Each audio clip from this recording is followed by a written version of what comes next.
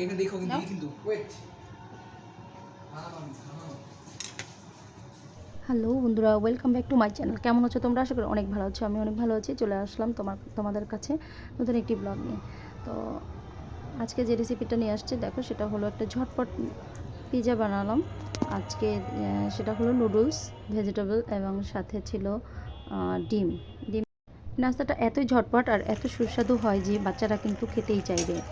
তো নুডলস অনেক সময় একঘেয়েমি হয়ে যায়, আমরা যেভাবে খেয়ে থাকি, অনেক সময় স্যুপ করে বিভিন্নভাবেই খাই, কিন্তু এভাবে অন্তত অনেকে হয়তো আমরা খাইনি। তো দেখো, আজকে আমি সেটাই করার চেষ্টা করেছিলাম। তো ঝটপট করে নুডলসটা একটু সিদ্ধ করে নিয়েছি, সাথে একটু গাজর দিয়েছি আর ফুলকপি ছিল। তো এগুলি কোনো কিছুই খুব বেশি সিদ্ধ করতে লাগে না, অল্প সময়ের মধ্যে সিদ্ধ করে নিয়েছি হালকা। আর সাথে করে এখন আমি এখানে সব কিছু কেটে নিয়েছি, পেঁয়াজ, টমেটো, কাঁচামরিচ, পেঁয়াজের গুলি সব কিছু। এগুলো আলাদা সিদ্ধ করার কোনো দরকার নেই, এগুলো শুধু পরবর্তীতে উপরে ছিটিয়ে দিলেই হয়ে যাবে। তো দেখো, আমি এক পর্যায়ে সব কিছু রেডি করে নিয়েছি। খুব ভালোভাবে আমি রেডি করার পরে সেটাকে একদম ডিমগুলিকে ফাটিয়ে নিলাম। তারপরে যেভাবে করে ভালো করে ডিমগুলি যদি আরও ভালো করে ফোম করে নেওয়া যায় তো ভালো হয়, যতটা সম্ভব। তো আমি ডিমগুলিকে একে একে সব রেডি করে নিলাম। তারপরে তার মধ্যে কিছুটা পেঁয়াজের কলি, কিছুটা পেঁয়াজ কুচি, কাঁচামরিচ কুচি, লবণ স্বাদ মতো সব কিছু দিয়ে একদম সুন্দর করে ফেটে নিলাম।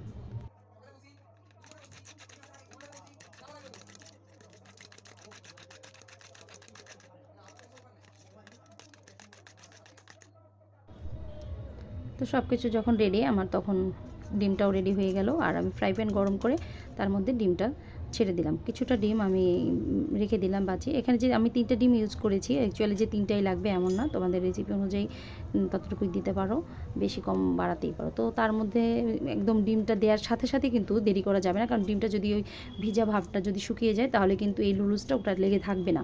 সেজন্য সাথে সাথেই এটা একদম ঝটপট কাজটা করতে হবে। সাথে সাথে সিদ্ধ নুডলস এবং যা যা ছিল সবগুলো ছিটিয়ে দিলাম সাথে সাথেই। দিয়ে তার উপরে আমি এখন যে সবজিগুলি কেটে রেখেছিলাম, এগুলো কিন্তু সিদ্ধ করিনি, এগুলো কিন্তু কাঁচা ছিল। তো সেগুলি উপরে একদম ভালোভাবে ঝটপট করে ছিটিয়ে দিচ্ছি। পেঁয়াজের কুচি এবং অন্যান্য সমস্ত কিছু যা যা ছিল অলরেডি সব দিয়ে উপরে তোমরা চাইলে বেশি করে চিজ দিতে পারো, চিজ দিলে তোমার আরও বেশি স্বাদ হয়ে যাবে। আমার কিছুটা ছিল, যতটা ছিল ঘরে আমি ততটাই দিয়েছি। তার উপরে একটু হালকা লবণ ছিটিয়ে দিতে হবে, কারণ ক্যাপসিকামগুলি কিন্তু সিদ্ধ করা না লবণে, যেহেতু নাহলে কিন্তু লবণ মানে লাগবে না, স্বাদটা একটু কম হয়ে যাবে। তাই হলে একটু লবণ হালকা ছিটিয়ে দিতে পারো। আর যদি বাচ্চাদের ক্ষেত্রে হয় সেখানে একটু হালকা চিনি ছিটিয়ে দিতেও পারো, কারণ চিনিটা আরেকটু স্বাদযুক্ত করবে। বিশেষ করে বাচ্চাদের মুখে একটু মিষ্টি স্বাদ বেশিই পছন্দ করে। আর যে যতটুকু ঝাল খেতে পারো। আমি তার মধ্যে নুডলসের যে মশলাটা ছিল সেটাও সম্পূর্ণ ছিটিয়ে দিলাম। দিয়ে অলরেডি আমরা কিছুক্ষণের জন্য ঢেকে রাখবো। এই অবস্থাতে ঢেকে দেখতে যান।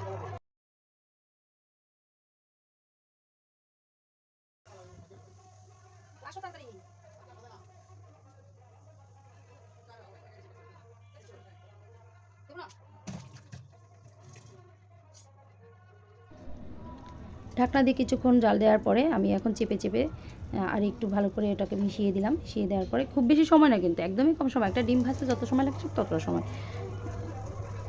এরপরে আমি এখন এর উপরে যে কতটুকু ডিম বাঁচিয়ে রেখেছিলাম ফ্যাটানো ডিম, সেটুকুই উপর দিয়ে দেবো।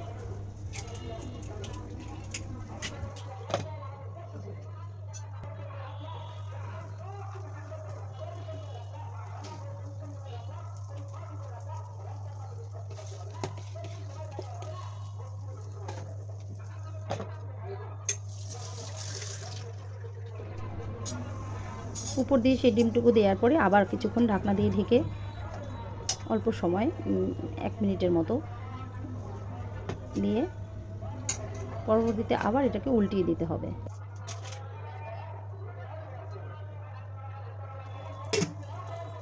এখন ঢাকনা দিয়ে ঢেকে দিয়েছিলাম। তো এরপরে এটাকে একটা প্লেট নিয়ে তার মধ্যে উল্টিয়ে দিতে হবে। উল্টিয়ে দেখো অপর পাশটা কত সুন্দর হয়েছে। এখন যে পাশটা আমি ডিম দিয়েছিলাম কাঁচা, সেই ডিমটার সাথে উল্টে দিলাম আবার, এই পাশটাও ঠিক একইভাবে জাল দেওয়া হয়ে যাবে। খুব সুন্দরভাবে দেখো হয়ে যাবে কিন্তু ঝটপট।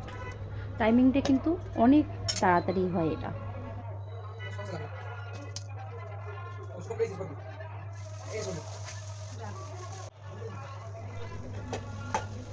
দেখো হয়ে গেল কিন্তু মাত্র কয়েক মিনিটের ব্যাপার। একটা ডিম ভাজতে ঠিক যত সময় লাগে, হাতে এগুলি ব্যবহার করে ততটা সময়ের মধ্যেই কিন্তু আমার এই নাস্তা রেডি।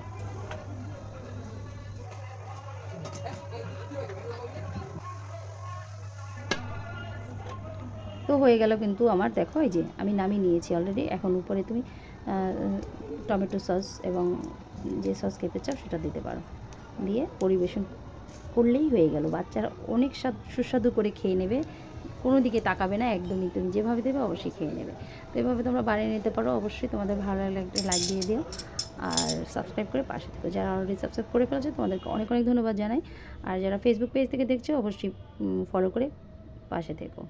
Thank you. এভাবে পাশে থেকো, আমার ভিডিওগুলো সম্পূর্ণ দেখো, লাইক কমেন্টস করে দিও। ভালো থাকো, সুস্থ থাকো।